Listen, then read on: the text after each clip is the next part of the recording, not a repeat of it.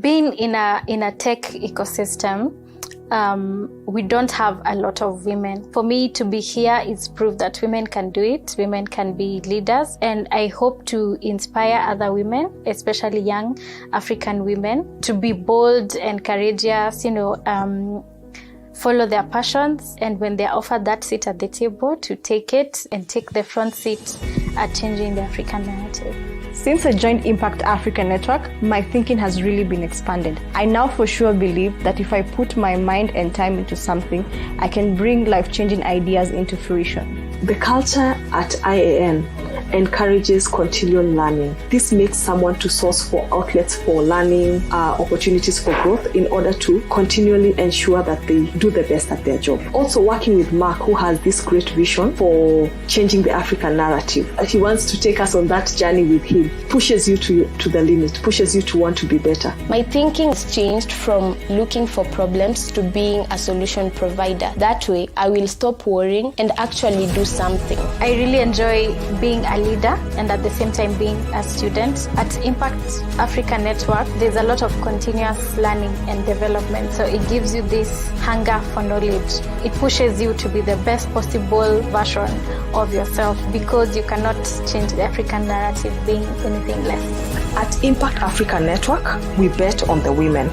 We believe women are much more effective at leading and nurturing complex people-centric systems, and startups are the quintessential people-centric systems of our day.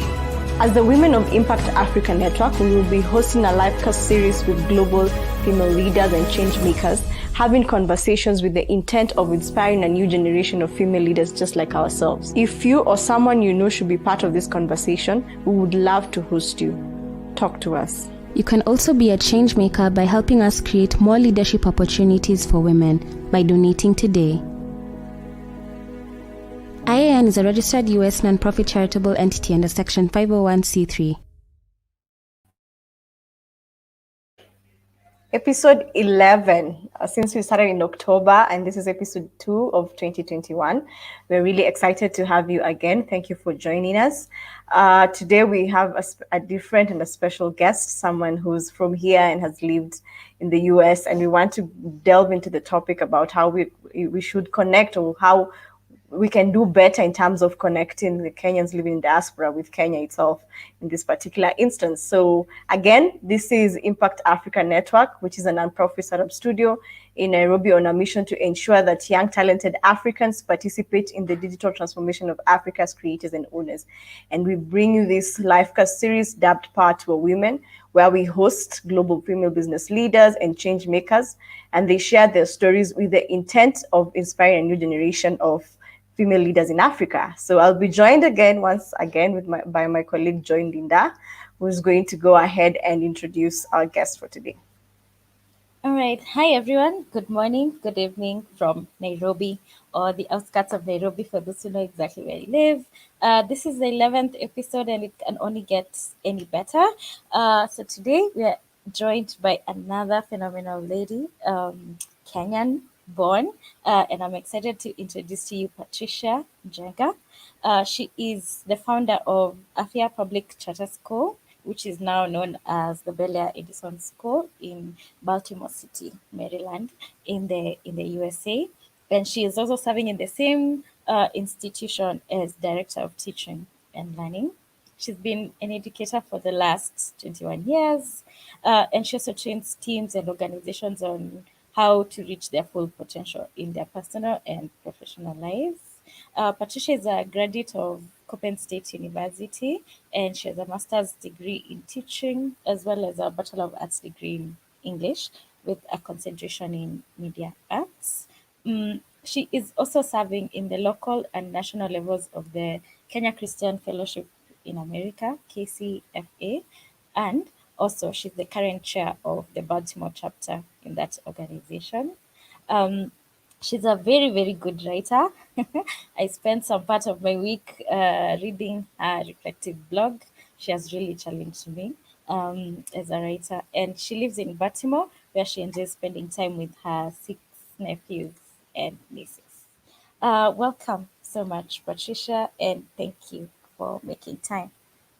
Thank you for having me. All right, so I know I've introduced you, but I would love for people to know the soft and kind of fun part of you. So please introduce yourself to our audience who are young Kenyan innovators and professionals, both men and women. Awesome. Thank you so much again for having me. Excited to be here, excited to be speaking to Kenyans at this point for the most part, and have had a chance to reflect on being young. And I'm glad that many of you are not as confused as I was. I'll be honest about that. I tell stories of how I had no idea if I was coming or going when I was younger, but really excited that there are opportunities in Kenya for folks to be able to find their place, to figure out what they are capable of doing. So couldn't prepare for this conversation again without thinking about my youth. I grew up in a small place. The estate was called Bondeni in Kitale. So when I look back, one of the things that I am is really, really grateful for what I have come to have. Anyone who knows Bondeni in Kitale, I keep saying it's really a shoe of a house that we lived in. And it's really the humblest of beginnings. And so for that reason, I am grateful for all the things that have come my way, all the opportunities that I have had, and also encouragement for me and for others that you can really rise above your situation, rise above what you were born into, rise above the challenges that may come your way. You said some soft, fun things. I tell people here, I am the Kenyan who doesn't run. Whenever you meet people outside of Kenya, they're like, oh, you guys run. I'm like, they run. I watch. I do run for exercise. Is the quickest way to get exercise, but I'm the Kenyan who doesn't run. I'm the Kenyan who doesn't compete in running. But I do enjoy running every so often. I enjoy writing. Everybody wants to write so other people can read. So I'm glad to hear that you read something, Joy, and that you guys are perusing some of that blog. I write it. I have no idea if anyone is going to read it, but it helps me to put things out there for myself. I enjoy those 6 nieces and nephews. Oldest is 21 now. The youngest just turned 13. And so I enjoy spending time with them, being with them, talking with them. They keep me young, just like the kids at my school keep me young. Because you grow older, you get set in your ways. The younger people you hang out with are the ones who are helping you. So yeah, I'm excited to be here. Oh, thank you. That's very relatable, actually. I also enjoy spending time with youngins. So, Patricia, you founded a very Baltimore Inc. And I would just love for you to take us through your founding journey and what inspired you to go down that path. So shout out to a few people who were part of my life, my growing up years. I got into education in the States by accident. I hadn't planned to be an educator. I wanted to write for a newspaper or magazine, but that journey just went a different way, and grateful for that because I understand why that happened like that now. I did start education. I was in the classroom for about a year, and I had the good fortune of having a principal change at my school. And when the principal changed, the school changed, and we were able to do some great things for about 5 years. That principal, I will shout him out, Will McKenna, left the school, and about 3 years later came back and sent a message and said, hey, I'm looking to start a middle school in Baltimore. Why don't we do that? I tell people that there's some things, I believe in prayer. I'm a prayerful woman. There's some things that you pray about, and there's some things you're like, I didn't pray about this, but you just answered a prayer. I didn't pray, Lord, so I'll take it. And so this was one of those moments. It did not take me a breath to say, yes, let's. And so 2006, I believe that was, it was 4 of us. And we started the journey of creating this space that we would bring our students of Baltimore City into. What attracted me most to the idea is that we pursue education as a matter of health. And it's a holistic approach. So we are thinking about health as intellectual health, which is academics. We are thinking of socio-emotional health. How do we teach kids, grow them into being able to relate with one another, with the adults in their lives. And so hopefully in the future, then they have a better chance of being able to relate with coworkers and people who they're employing or people who are employing them. And also looking at it physically. At that time, there was a big push, and middle schools were suffering this, that there weren't as many opportunities for physical engagement, for PE really in schools. And so one of the things we wanted to make sure that we do is just address that part. And so we knew that we were committed to their physical health. And so PE was a big part of what it was that we were doing. And when that opportunity came, like I said, it was great. I had no idea how to start a nonprofit in the US. I was a part of Kenya Christian Fellowship in America at that point, but it had already been established, so I knew the history. And so this was an opportunity to walk alongside this really people become great friends of mine, to create this environment and this school that has been a big part of Baltimore City at this point. And since then, Afya Baltimore Incorporated, which is the nonprofit, is now running 3 schools, actually 2 schools in Baltimore. We used to be Afya Public Charter School, and we've merged with a school that's not too far from us, elementary school, primary school in Kenya, and we've merged with that, and now we're calling that the Belia Edison School. So we have 3 buildings in Baltimore City. One of the schools where I am, the Belia Edison School, has 2 buildings, and then we have Tunbridge Public Charter School, which is not too far from us. And so our push is really to get our students to get the best education they can have, and also to teach them how to live really healthy and balanced lives, as you will find in all our documentation and the things that we do. So that has been a great opportunity. I still enjoy going into the building, working with my coworkers, being there, impacting the lives of young people. Our first class of students, if they went into college, are now graduating from graduate school. So our first graduates from our school would be standard 8 equivalent. And so they would be graduating from graduate school at this point. And some of them still come back to say what an impact the school was. So that's been a great part of how I've spent my last 11 or 12 years. Amazing. I mean, it seems that you have found your niche, you found your calling. You had mentioned that when you were younger, you were a bit everywhere, but that to me looks like you've actually found it. So one of the things that I realized you're also very keen on is the culture at ABI, and you even gave it a name. You just derived it from the name of the organization, the Afya way. And culture, I mean, what I have learned, or I've been learning, as we have been learning as an organization, is just how important it is to have a culture that will enable you achieve your goals. So can you tell us more about the Afya way? Why was it so important to you? What is it about? What does it involve? Interesting. We ask ourselves that all the time. We know what it is, and then we are consistently and constantly talking about it, revising it. But I would describe the Afya way as just a way of, for us mostly, it's really getting to know our students. One of the things we do is we want school to be a place that our students want to come to. And my principal right now keeps saying it. We want our students to want to come to school. We want our parents to be able to want to bring them to our school, and we want our teachers to want to come to the school. So places where kids want to be, a place where parents want to send their kids, and a place where teachers want to come and teach. And that's really about relationship. And so if we develop really strong relationships, if we see children, not just as little people walking around being a nuisance, but see children as people who we are guiding into going where they need to be, and how we relate to them, how we put positive things in front of them, how we walk with them when they're struggling. If we do that, if we support our teachers in being able to know that Yes, everybody goes through something. Professions sometimes are all about you come in, leave your baggage at the door, and come in and just do and push through. And sometimes that breaks people. But what we want to be is a place where everybody knows that you're not necessarily into your business, but this is a place that you can thrive.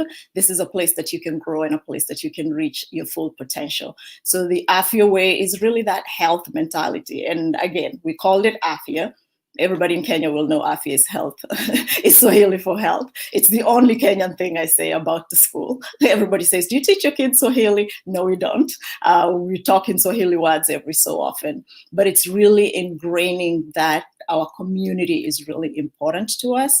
And so at a school level, that's the classroom community, it's the building community, and also our neighborhood. We want to be very clear that we understand what's going on in our neighborhood, that we are a big part of that community. So the Afya way traverses all those things. It's really a way of being, and in things that we do and what we call ourselves to. Great. I really wish you did teach Swahili, Patricia. I would love to hear people speak Swahili. But you've touched on very, very important aspects that we also are very keen on at Impact Africa Network. One of the things you've mentioned is building community and building relationships, which is something we are very, very keen on, especially when trying to build new startups. All right. And then you also talked about thriving, and I can't help but think that our goal for this year is to thrive as an organization. So that's very encouraging.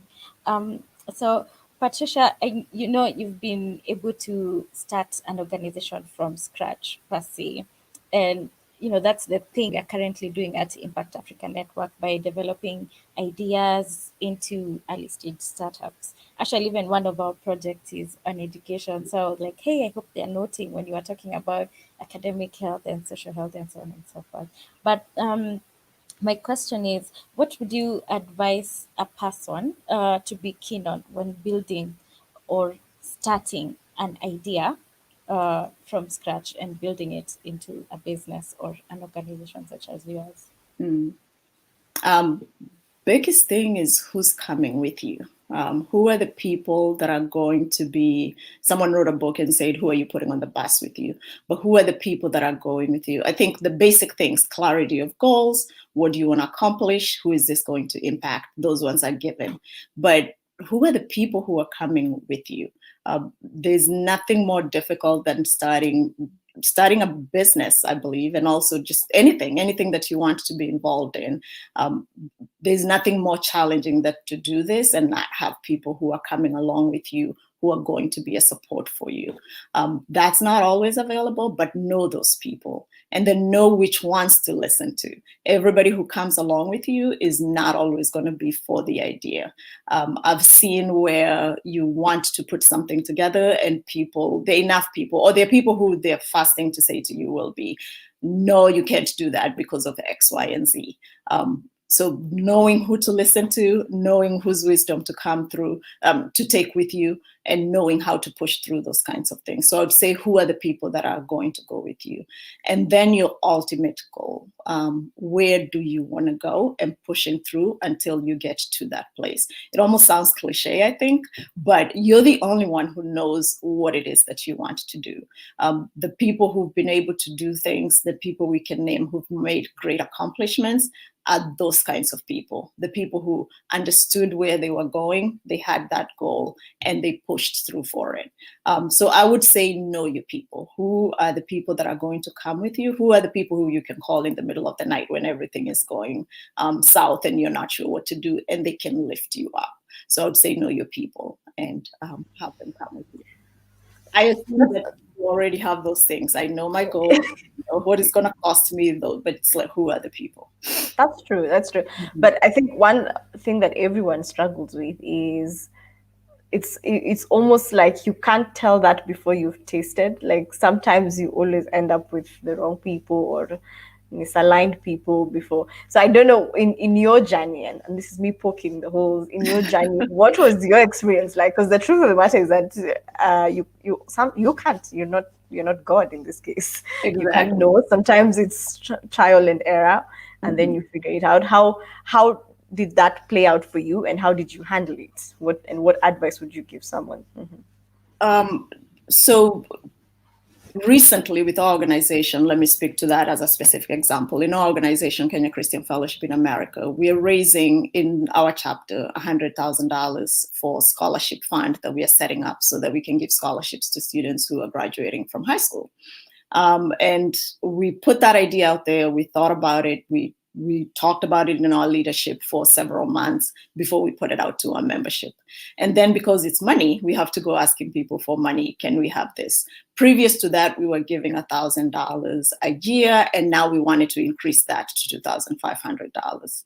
And so in conversations with people, and I went up to someone who I knew, and I was almost sure, and that this person was actually going to say, yes, let's do this. Again, to that, you never know what will come or what someone might say. And I was sure that they were going to say yes. And I walked up to them and we had a good conversation. And I remember them saying, why bother with, if you don't have the $2,500, why bother with that? Why not stick with the $1,000 that you've been giving since you're able to do that? And that was a moment for me that said, oh, just because I thought that someone was walking along with me doesn't mean that they were. And it was a valid question. If we're doing 1,000, stick with 1,000. Don't worry about going to 2,500. But we knew it was the right thing to do. And so when those things come, when people challenge the things that you're doing, because that was a direct challenge for me. And in the moment, it took, well, I'm a little older now. As a younger person, I can imagine how that would have frazzled me. But in the moment, I was taken aback for a bit, mostly because I thought this person would say, absolutely, let's do this.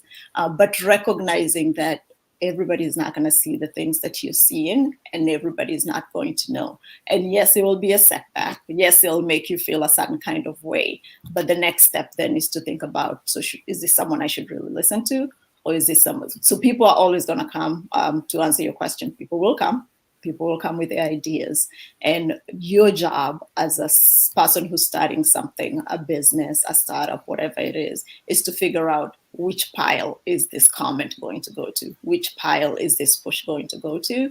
And before you make a decision just because someone said something. Absolutely, absolutely. And I'm glad that you brought up an organization that you're part of, the KFCB. That one becoming a tongue twister to me. So yes, you're a member of groups of Kenyans living in diaspora, such as that one. So could you shed some light on how your group is organized, or similar groups are organized, and what are some of the things Kenyans living in diaspora are keen on, especially to do locally? Yep. So there's plenty that happens in the US. I'll speak to the US because this is where I live. And I know other countries, people do different things. So people are organized around educational things. People are organized around social things. We, Kenya Christian Fellowship in America, and you don't worry about the KCFA. We've been called all kinds of things. I won't mention which one comes closest to mind. But Kenya Christian Fellowship in America is 30 years old today. It might, I could be wrong, but it's probably it's one of the longest running Kenyan organizations in the US. Really started with a group of people who moved to the United States. They were young people then, going to college, which is how most of us moved, going to college. And they longed for that fellowship that they used to have when they were in Kenya. They would go to Sunday church, and then in the afternoon they would gather, and they wanted the same kind of thing here. So Dr. Karogi, who's the founder, and a group of people in Birmingham, Alabama, decided to meet, let's do this, and they raised an organization out of that. And so that nonprofit 501c3, just like Impact Africa Network was set up those 30 plus years ago. And since then, the organization has grown to have chapters in different places around the country. I'm in Baltimore, and Baltimore is one of them. And so it's an organization about fellowship, bringing people together for the purpose of worship and getting together as Kenyans, singing our Kenyan praise worship songs, although we come from different churches. What also has happened is that every chapter, based on where they are, meets the needs of the people in their community as they see fit. So different chapters are doing different things. And that's why in Baltimore then, we are running a scholarship program that's giving money to young people going to college every year. They could be going to a community college or they're going to a 4-year college. So that's one of our biggest push in Baltimore. We come together in terms of organization is once a year. Kenya Christian Fellowship in America comes together at a conference in July. We couldn't have one, obviously, last year. We had to do it virtually. But we come together from all over the country, and usually we meet in Virginia. One of our other things right now as an organization at the national level is we just purchased a piece of land, and the organization is looking to build a retreat center at that land, which then could be something that could bring income to the organization to support other causes that are going on. In terms of what people are interested in doing, what we do have going on at KCFA is we will bring organizations from Kenya who will come through and let us know. So when Equity was starting a bank, I remember we had a conference, and for several years they came to the conference and talked to people about their project and talked to people about what they were doing. And people are able to get in and invest. My mom was one of them. Get in and invest and put money there and start having banks that they could actually work directly with from here. So the organization then is also trying to do those things, connect Kenyans who are in America with Kenya and with Kenyans who are in Kenya. Great. It seems like there's a lot of organization within the US, and it's good. That's seems like there's good support system, because of course you're a minority when you're in a different country and you support each other. But one of the things we keep asking ourselves, personally myself, because we've fundraised from the American market. People who give us money don't look like me and you.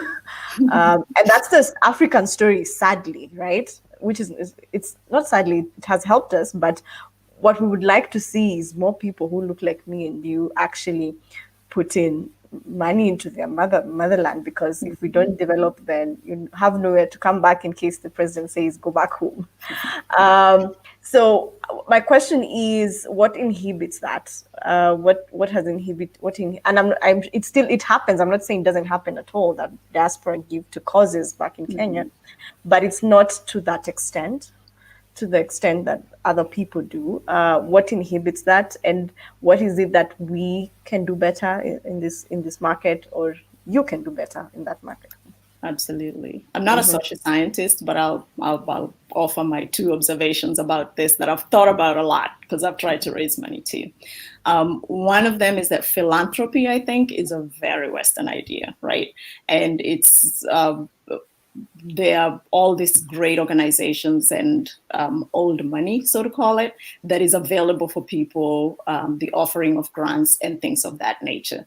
I didn't have an idea about that until I moved here. But that kind of level of giving money and money outliving you, so that there are organizations that actually work with estates. And so someone passes on, they leave a chunk of money, and that money is always available and it's always replicating itself. So that's, I think, is a big Western idea. And for a while, I asked myself, why don't we do that in Kenya? Why don't we do that in Kenya? The way I see we do in Kenya is we do it here too. Something happens, we come together and we have this one situation, this one cause. And for us, it's anything, a wedding, a death, a sickness, something that's a need. And we'll come together and we'll do a harambe and we'll raise money and we'll leave with $50,000, and that person can go do what they need to do, which is pretty much what we used to do in Kenya, right? We have a cause. Unfortunately, someone has passed. We all have our gatherings every night, and we bring money together and we meet this need. And so I think what we've always done is we've met immediate needs. We haven't learned of, maybe learned is not the best word, but in any case, we don't do the long-term needs that don't seem so immediate. So it's harder, I think, for us because of our upbringing, because of how we grew up, to be able to say, I'm going to put this $50 every month towards this cause, even if I'm not going to see it. But it's like, Patricia needs a thing, I can name that thing, so I'm going to give my $200 right now so that Patricia's need can be met. So I think those two things are playing out, and we are learning more and more that the long-term giving it lasts longer, right? It's also a plan. As opposed to waiting. So we get to be more reactive, I think, where we come from, than more proactive. And so teaching people that, I think organizations like yours coming out and speaking more and more about what the need is, and about how a little bit right now, a little bit tomorrow, a little bit out of my pocket over time is really beneficial to a lot more people than one chunk of something to just one person at a time. So that's one thing. The other thing I also think about is that we don't, how do I put this? Yeah, so anyway, let's say that. Let's say the Harambe thing for sure. And also that philanthropy is more of a Western idea. But let's bring you guys out. Let's teach people that investing in people, especially, over a longer period of time is the way to go, I think. And like I said, not a social scientist. That's a very good point. I will take it with me. Like, of course, that's true. Enjoy.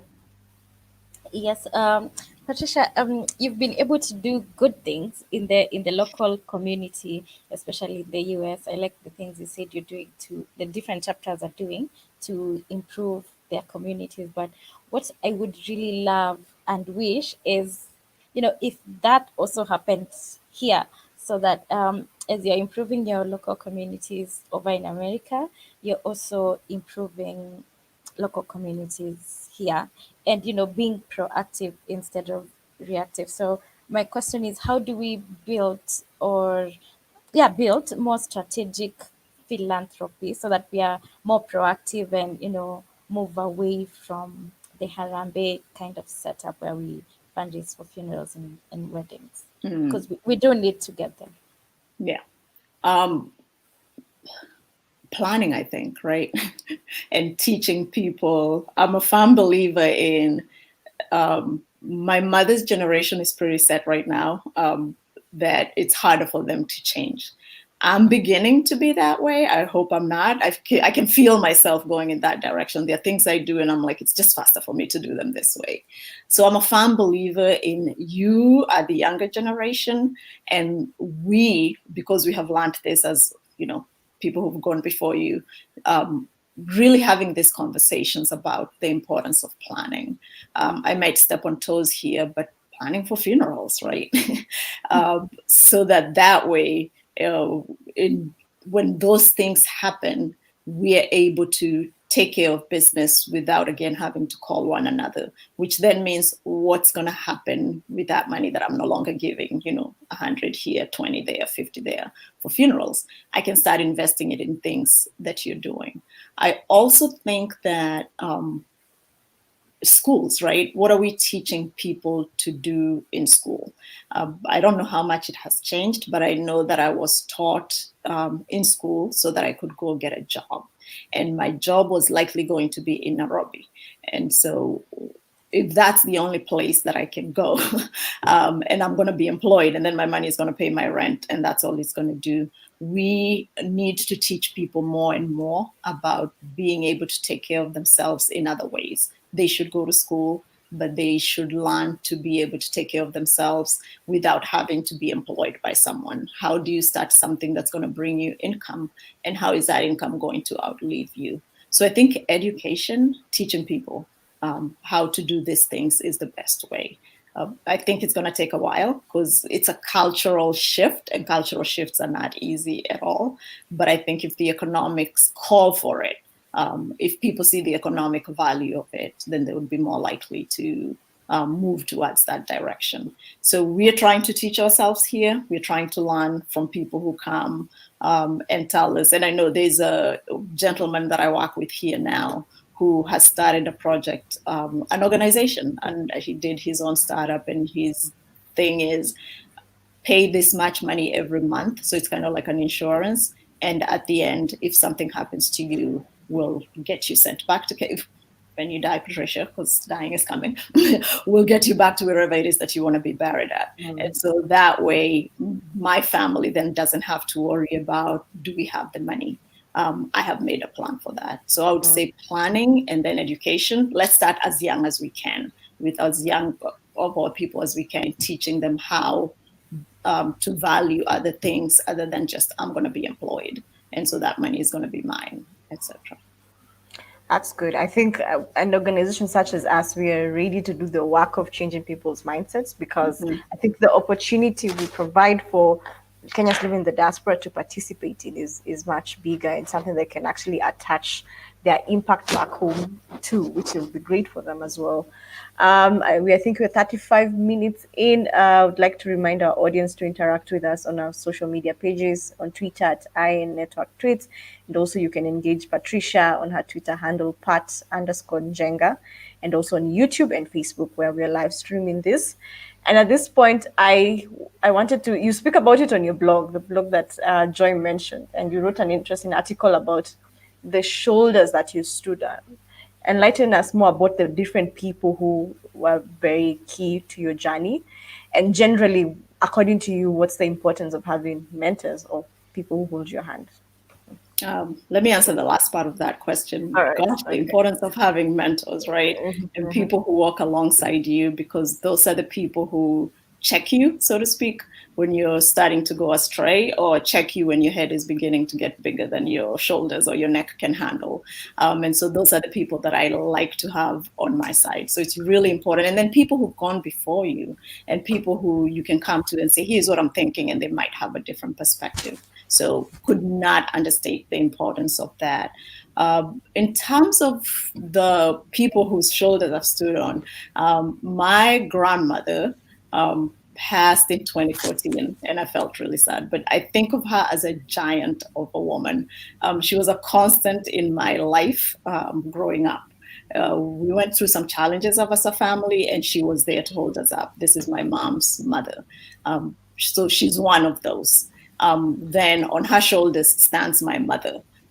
My mother, if you meet her, is a petite woman, but until probably late into my 30s, I thought she was a giant. She presented as a giant. She raised us like fiercely. No one bothered us because they did not want to mess with my mother. And I didn't want to mess with my mother because she was about business. And her business was, I cannot give you much, but I can give you an education. And I'm giving you an education because that's the thing no one can take from between your ears, and you can always take it everywhere that you go. So I think about her and I think, wow, what would I have done without her? And I am from a family of women. So it's my mother. My dad passed when I was 10. And so it was my mother and my 3 sisters. And my 3 sisters have been a constant in my life. Love them dearly, appreciate everything that they've done. And no 4 women who came out of the same womb could be any different than we are. We are all 4 of us. If you stood us in a room, we talk very different. But we are bonded together. And they're the people who keep me grounded and who keep me going. So besides those, I have been blessed with coaches in my professional work. That I still have to this day. Any opportunity I can get to get a coach in my life, I bring in, because those are the people who are going to help me to get better and get better and get better in every way that I do. They're the people who are probably reading more than I'm reading. And so they can say, hey, I've vetted these articles, read this one, or try this strategy. And so I've had an opportunity. I actually currently have a coach from an organization that partners with us. And I've been blessed to be able to have that in several times in my life, and that's really been great. And women who, in just my personal life, who will drop anything at any point and come and be with me, or come and guide me, or come and call me out of my nonsense to let me know. I think of a woman, I was ill in 2014 while my grandmother was dying, and my mother had to travel to Kenya for the funeral. So then I'm here and I'm sick, and my sisters are also taking care of their families. And there's a woman who didn't come to my house for a week. And she said, I know your sisters are about to take their kids back to school when schools begin in January. So I'll move in when they move out. So those kinds of people, that's my shoulder women. Those are the people I think about when I'm thinking of that poem that I wrote. Oh my goodness, I was in college then, a long time ago. Yeah. Wow, you really have such a great support system. It's really interesting to hear that, even now when someone would think you've really progressed in your career, I'm surprised to hear you still, have a coach even now. So that's really challenging, and Yeah. it brings me Learning never to, ends. Learning never yeah, ends. The moment you stop absolutely. learning is the end. And so I think we should continue learning and taking that opportunity every time we get it. Absolutely. And that brings me to my question of, what are you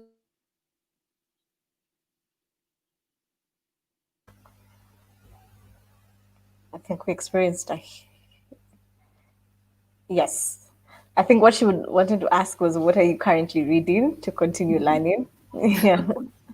I do some coaching work at school. So I'm coaching teachers, older teachers, or not older, sorry, new teachers.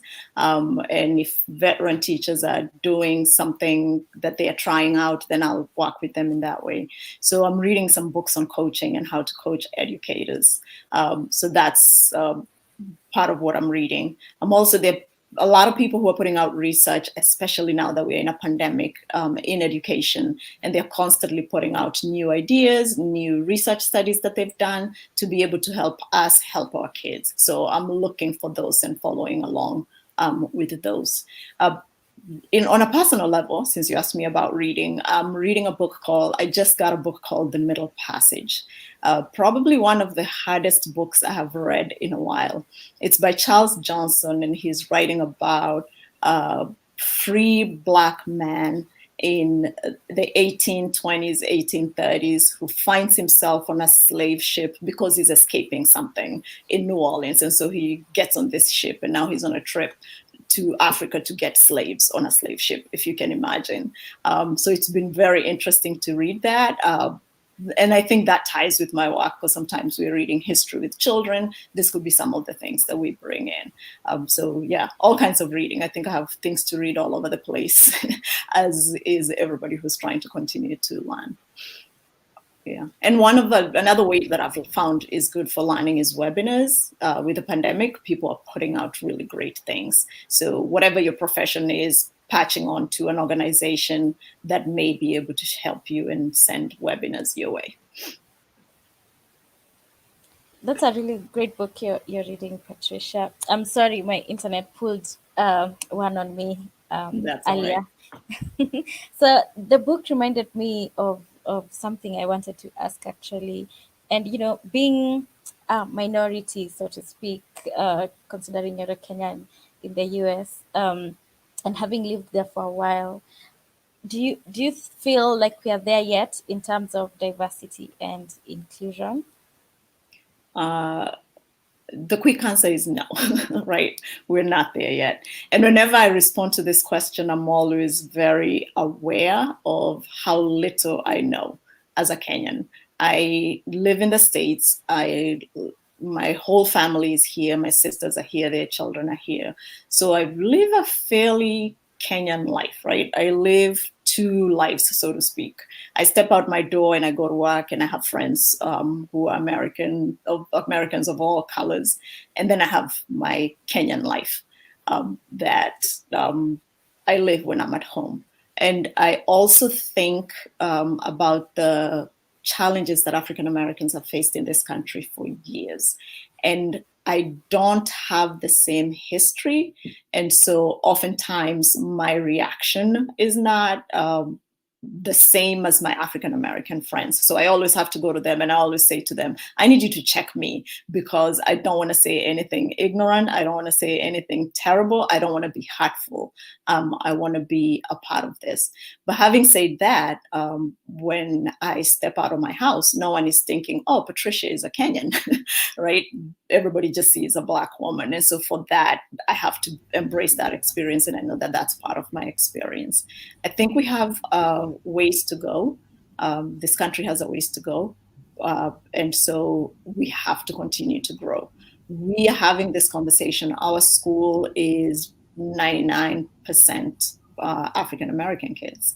We have to have this conversation. We have to have this conversation on a daily basis, because I would never have thought this was the case when I was in Kenya, right? So the blinders. When we were in Kenya, I watched Fresh Prince. Okay, I am really dating myself.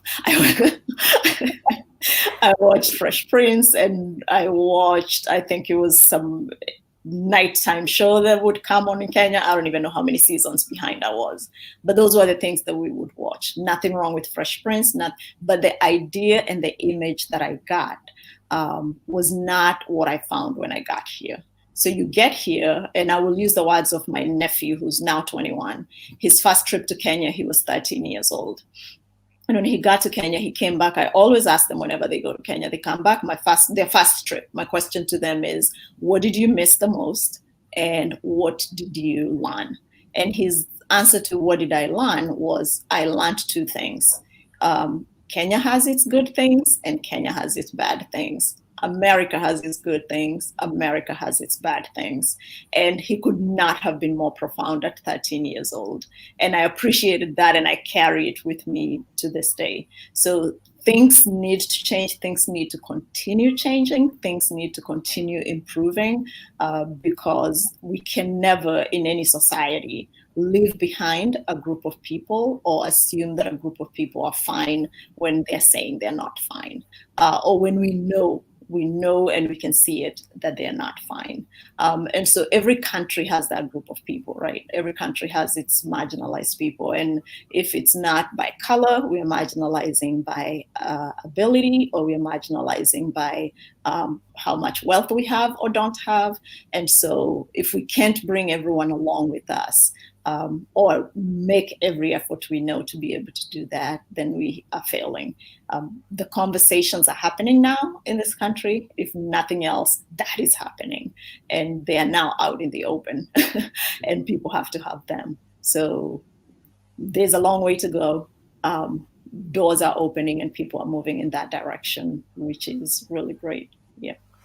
I like your nephew's experience, and I like what he said, because and I don't know why it escaped my mind, that people leave because there's a promise of, I don't know what it is, the American dream, they used to call it, and then you realize there's also other things there that are not as pleasant, which is the same here. We have both sides of the coin.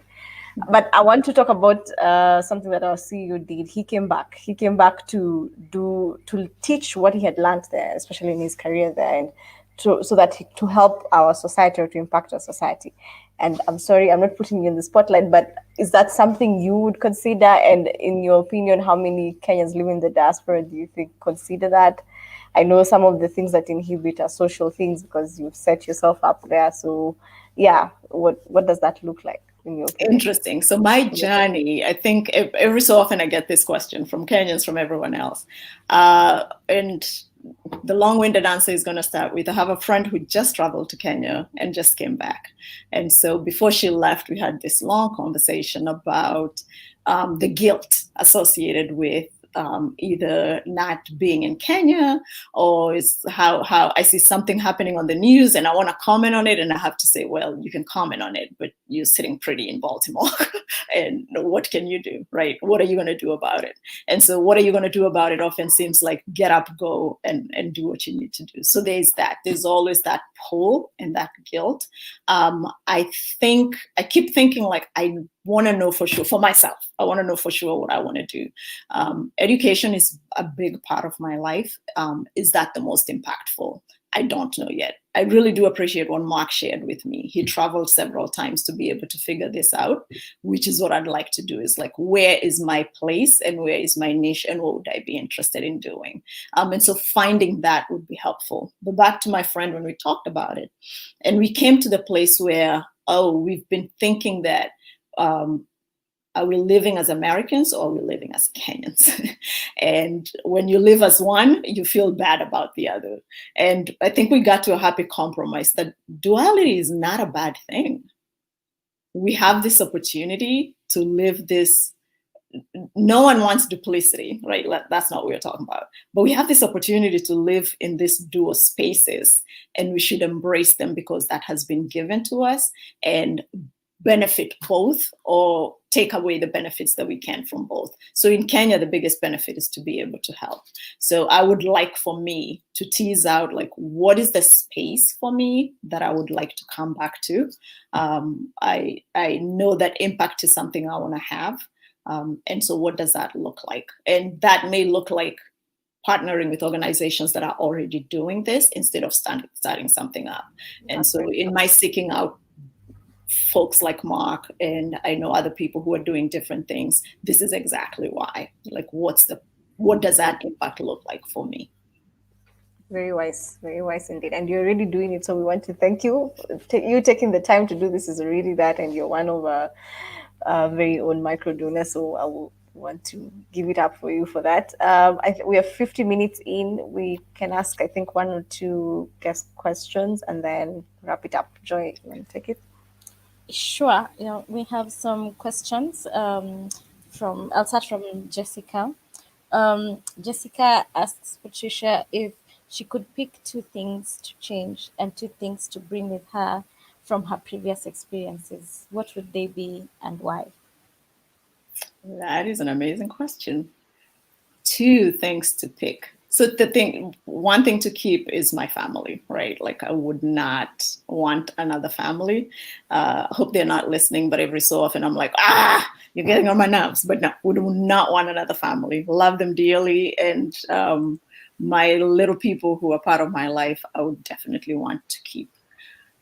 I would want to keep every challenging experience that I have had because I couldn't be the woman I am without the challenges that I have faced, including the times that as I said before, some things I'm like, I was pretty confused at some points in my life, didn't know what I was doing, probably did things I shouldn't do, but I have grown because of those. So I would not trade the challenges. And I'm saying that very tentatively because who wants challenges? If my life could be smooth, that's what I want.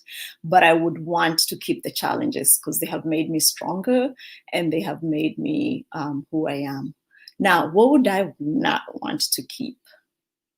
Probably the length of time it has taken me to do some things that I was supposed to do. If I had known sooner, right? There are things that you do in your life that you should have known sooner. So things that I could have quit sooner than I did, things that I could have not even partaken of. Those are the things and I'm really thinking of personal things right now, so I might not share those. Sorry, Jessica. But I wish I had known sooner or listened sooner when people told me that. I think the one thing I would change completely is I didn't start budgeting for my own personal life. I thought I was, but I didn't really start budgeting for my own personal life until I was too grown of a woman, right? So probably maybe before I hit 30 is when I was like, oh, wait, yeah. And then I went to people who know how to teach people how to do personal finance and budgeting. That's the one I would like to change completely. I would start budgeting. So my nieces and nephews will probably tell you this. I'm always like, you got $10. What are you going to do with your $10? Like, where's your budget for your $10? And so they know the song to sing to make auntie happy. Whether they do that or not, I don't know. But budgeting is the one I'd like to change. I'd like to do that sooner. I think I would be so much farther ahead. Not financially. Financially, yes, but it's also being able to support the things that I'm interested in supporting. Yeah. That's a really great point, Patricia. It reminds me that one of the projects in the studio is actually a financial solution for Gen Z. So, yeah, Kuzatim, his validation for what you're doing is important. I'm afraid we've run out of time. 53 minutes in. I'm not even sure we have time for the final question, but I will ask it anyways. Because it's something I feel like young people are going through as they, do their mentorship. They go through their mentorship journey. So Eric is asking, even though you have mentors who you look up to, how are you able to take what you need from the mentor and not get swept up with their vision, but rather use their guidance? again, another good question. I was actually talking to a young woman just last night.